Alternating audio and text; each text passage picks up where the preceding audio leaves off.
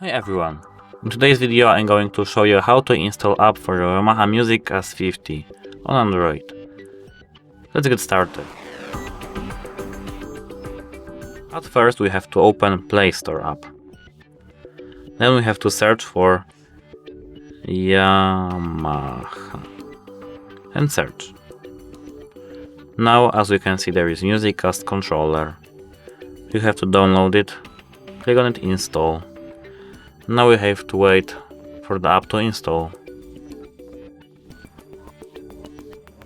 As you can see, our app is installed now.